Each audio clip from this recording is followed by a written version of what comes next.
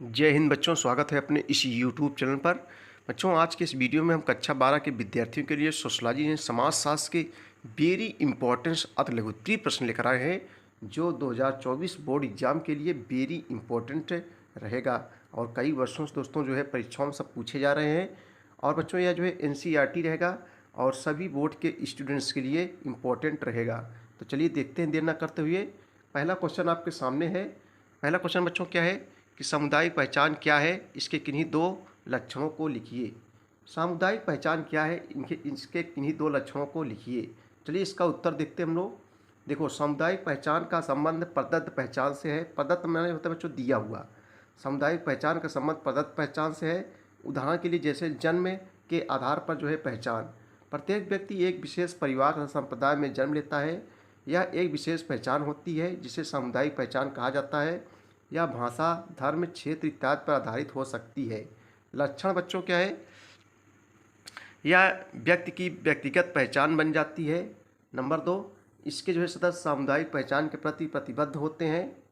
अगला क्वेश्चन देखेंगे हम लोग कि राष्ट्र राज्य क्या है। बच्चों, राष्ट्र राज्य क्या है। देखो, एक राष्ट्र राज्य से तात्पर्य उस सांस्कृतिक समूह से है जो स्वैच्छिक रूप से एक राजनीतिक व्यवस्था में रहता है तथा एक शक्तिशाली तथा भावनात्मक बंधन में एक दूसरे के साथ जुड़ा होता है, उसे राष्ट्र राज्य कहते हैं। अगला क्वेश्चन है भैया, समुदाय बच्चों क्या है। बहुत सरली परिभाषा है समुदाय। देखो, समुदाय व्यक्तियों का एक विशेष समूह है, यानी विशेष समूह है जो कि निश्चित भौगोलिक सीमाओं में निवास करता है। इसके सदस्य सामुदायिक भावना द्वारा जो है परस्पर संगठित रहते हैं। समुदाय में व्यक्ति किसी विशिष्ट उद्देश्य की जो है अपेक्षा अपनी समान आवश्यकताओं की पूर्ति हेतु प्रयास करते हैं। ठीक है। अगला क्वेश्चन बच्चों है, राष्ट्रवाद से आप क्या समझते हैं। देखो, कई वर्षों से परीक्षाओं में पूछा जा रहा है, 2-3 वर्षों से। राष्ट्रवाद, देखो जो राष्ट्रवाद जो होता है, जब अपने देश के प्रति कोई व्यक्ति लगाव रखता है, प्रेम रखता है, निष्ठा रखता है, तो उसे जो है हम लोग क्या कहते हैं, उसे जो है राष्ट्रवाद कहा जाता है। तो राष्ट्रवाद से आप क्या समझते हैं। देखो, राष्ट्रवाद का अर्थ है बच्चों कि राष्ट्र के प्रति निष्ठा यानी प्रेम भावना रखना, उसकी प्रगति और उसके प्रति सभी नियम और आदर्शों को बनाए रखने का सिद्धांत है। राष्ट्रवाद उस विश्वास को कहते हैं जिसके द्वारा प्रत्येक राष्ट्र को यह अधिकार है कि जिस भूभाग पर सदियों से रहते हैं उस पर वे स्वतंत्र रूप से शासन कर सकते हैं। भारत की सांस्कृतिक विविधता से संबंधित प्रमुख चुनौतियां का उल्लेख कीजिए। अगला क्वेश्चन देखेंगे हम लोग, भारत की सांस्कृतिक विविधता से संबंधित प्रमुख चुनौतियों का उल्लेख कीजिए। तो उत्तर देखेंगे बच्चों, भारत की सांस्कृतिक विविधता की प्रमुख चुनौतियां हैं क्षेत्रवाद, संप्रदायवाद, जातिवाद, भाषावाद तथा नस्लवाद। अगला क्वेश्चन है, क्षेत्रवाद को बढ़ावा देने वाले दो कारकों का उल्लेख कीजिए। नेक्स्ट क्वेश्चन है कि क्षेत्रवाद को बढ़ावा देने वाले दो कारकों का उल्लेख कीजिए। तो बच्चों, क्षेत्रवाद को बढ़ावा देने वाले दो कारक निम्नलिखित हैं। नंबर 1, क्षेत्रवाद का संबंध एक विशेष क्षेत्र से ही होता है। इस क्षेत्र में रहने वाले सभी लोग अपने समान लक्षणों, मूल्यों, मान्यताओं तथा विश्वासों के कारण स्वयं को जो है श्रेष्ठ मानते हैं। नंबर 2, इसका संबंध एक विशेष क्षेत्र के प्रति लगाव तथा प्रतिबद्धता से है जो कि भाषा, नृजाति तथा अन्य विशेषताओं पर जो है आधारित होता है। अगला क्वेश्चन है कि अल्पसंख्यक से आप क्या समझते हैं। देखो, जो अल्पसंख्यक माने होता है जो संख्या में जो कम होता है, जिसकी संख्या कम होती है उसे अल्पसंख्यक कहते हैं।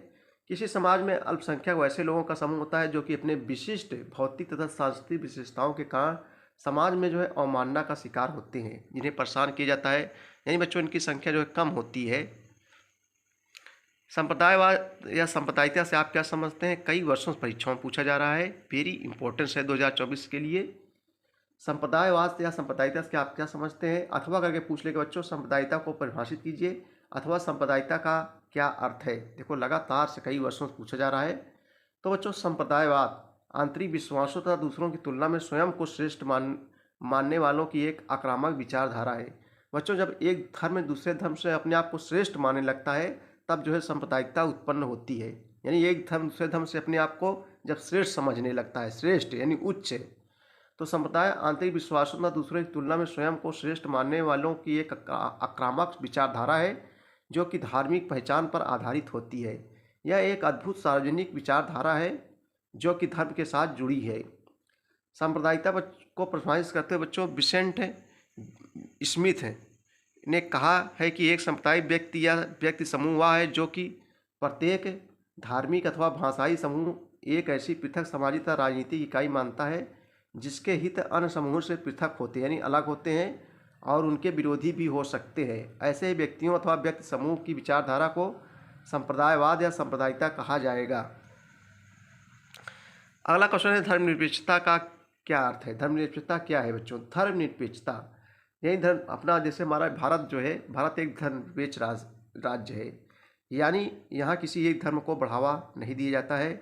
भारतीय संविधान की निगाह में सभी धर्म क्या होते हैं बच्चों? सभी धर्म समान है, चाहे हिंदू हो, चाहे मुस्लिम हो, चाहे सिख हो, चाहे ईसाई हो, सभी धर्म जो है समान है। और भारतीय संविधान में धर्मनिरपेक्षता संबंधी बातें कही हैं। तो यहाँ है बच्चों, क्वेश्चन है कि धर्मनिरपेक्षता क्या है। देखो, धर्मनिरपेक्षता सामाजिक तथा राजनीतिक संदर्भों में एक बेहद जटिल शब्द है। धर्मनिरपेक्षता का सिद्धांत नैतिक आधार पर सभी धर्मों के प्रति समान भावना का प्रदर्शन करता है। इसका स्वरूप बच्चों विभिन्न अर्थों में हो सकता है। नंबर 1, राज्य धर्म से पृथक रहता है, जैसे पश्चिमी समाज। नंबर 2, राज्यों द्वारा किसी भी धर्म के प्रति भेदभाव नहीं करने का सिद्धांत, यानी सभी धर्मों को समान रूप से देखना। नंबर 3, राज्य द्वारा धर्म के मामलों में जो है उदासीनता अथवा तटस्थता का जो है भाव। अगला क्वेश्चन है कि राष्ट्रवाद का सिद्धांत क्या सुनिश्चित करता है? राष्ट्रवाद का सिद्धांत क्या सुनिश्चित करता है, ये क्वेश्चन पूछा भी गया है। अथवा करके देखो बच्चों, राष्ट्रवाद पहचान का प्रतीक, राष्ट्रवाद की प्रेरणा है, व्याख्या कीजिए। तो राष्ट्रवाद का सिद्धांत अपने देश के प्रति समर्पित होने तथा देश से संबंधित किसी भी बात के लिए प्रतिबद्ध रहने की बात कहता है। और आगे भी, राष्ट्रवाद का सिद्धांत देश के लोगों को एकजुट होने की सीख देता है। राष्ट्रवाद के सिद्धांत का यह मानना है कि हर किसी को अपने देश को अपने मन में प्रथम स्थान दिया जाना चाहिए। सत्तावाद क्या है बच्चों?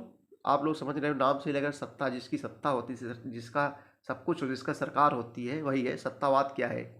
सरकार का एक ऐसा स्वरूप जिसमें सरकार जनता के प्रति जवाबदेह नहीं होती।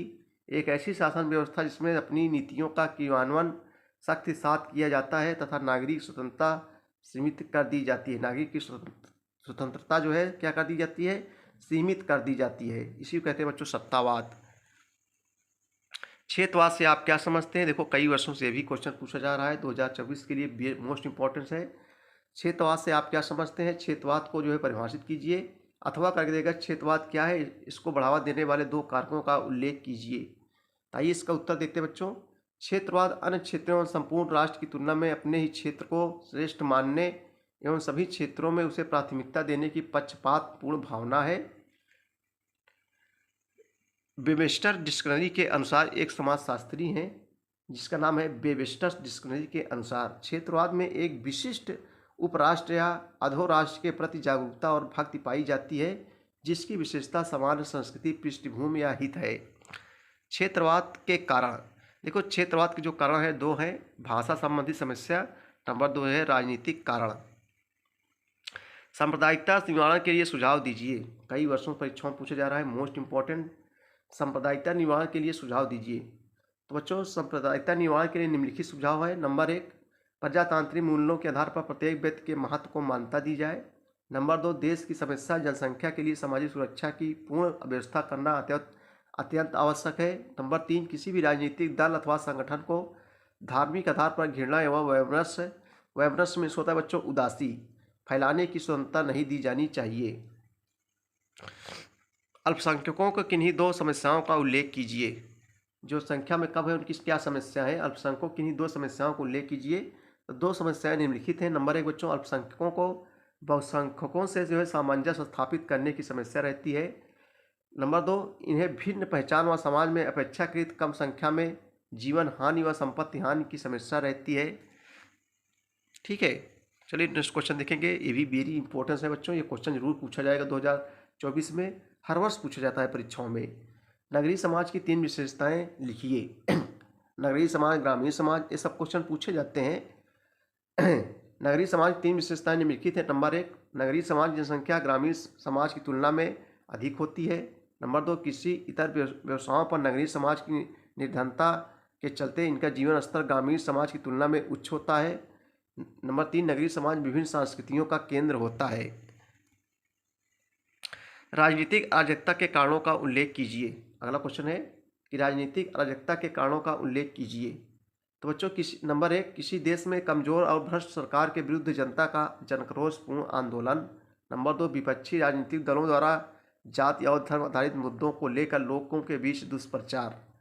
प्रजातंत्र को परिभाषित कीजिए, मोस्ट इंपॉर्टेंट है। प्रजातंत्र को लोकतंत्र भी कहते हैं बच्चों, यानी लोगों द्वारा चुनी गई सरकार को लोकतंत्र या प्रजातंत्र कहते हैं। जनता द्वारा चुनी गई सरकार को प्रजातंत्र या लोकतंत्र कहते हैं। लोगों द्वारा चुनी गई सरकार को लोकतंत्र कहते हैं। जैसे अपने हिंदुस्तान में है, सरकार कौन चुनता है बच्चों? चुनता है जनता चुनती है, यानी लोगों द्वारा चुनी गई सरकार को लोकतंत्र कहते हैं या प्रजातंत्र कहते हैं, दोनों की चीज़ें हैं।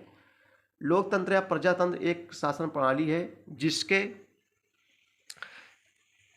जिसके अंतर्गत बच्चों जनता अपनी स्वेच्छा से निर्वाचन में आए हुए किसी भी उम्मीदवार को मत देकर अपना प्रतिनिधि चुन सकती है तथा उसे विधायिका का जो है सदस्य बना सकती है। विधायिका मीन्स होता है जहाँ कानून बनता है बच्चों, उसे विधायिका कहते हैं।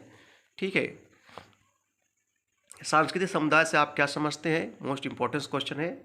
सांस्कृतिक समुदाय से आप क्या समझते हैं? आइए इसका उत्तर देखते हैं, तो परीक्षाओं में पूछा भी गया है। तो बच्चों, सांस्कृतिक समुदाय लोगों का एक समूह भाषा, रीति रिवाजों, परंपराओं और अन्य विशिष्ट सांस्कृतिक लक्षणों के समान बंधनों को साझा करता है, जिनके पास अनादिकाल से एक क्षेत्र पर कब्जा, अधिकार और उपयोग है। अगला क्वेश्चन देखेंगे, सांस्कृतिक विविधता से आप क्या समझते हैं? सांस्कृतिक विविधता का क्या अर्थ है? सांस्कृतिक विविधता से आप क्या समझते हैं? देखो पूछा गया है, वेरी इंपॉर्टेंट क्वेश्चन। अथवा बच्चों, सांस्कृतिक विविधता का क्या अर्थ है? तो देखो, सांस्कृतिक विविधता का अर्थ है किसी भूभाग में विभिन्न प्रकार की संस्कृतियों का पाया जाना। अर्थात जब किसी क्षेत्र विशेष में दो या दो से अधिक संस्कृतियों का सहअस्तित्व पाया जाता है तो उसे जो है सांस्कृतिक विविधता कहते हैं। ऐसे क्षेत्र में निवासियों की बोली, रहन सहन और वेशभूषा आदि सभी में विविधता पाई जाती है। यानी बच्चों, भिन्न भिन्न भाषा के लोग, भिन्न भिन्न वेशभूषा के लोग रहते हैं, उसे जो है सांस्कृतिक विविधता कहते हैं। यानी विभिन्न प्रकार के जब जाति, वेशभूषा, रहन सहन के लोग अलग अलग रहते हैं तब उसे सांस्कृतिक विविधता कहते हैं। ठीक है। तो बच्चों, ये थे मोस्ट इम्पॉर्टेंट अतिलघुत्तरीय प्रश्न कक्षा 12 के विद्यार्थियों के लिए।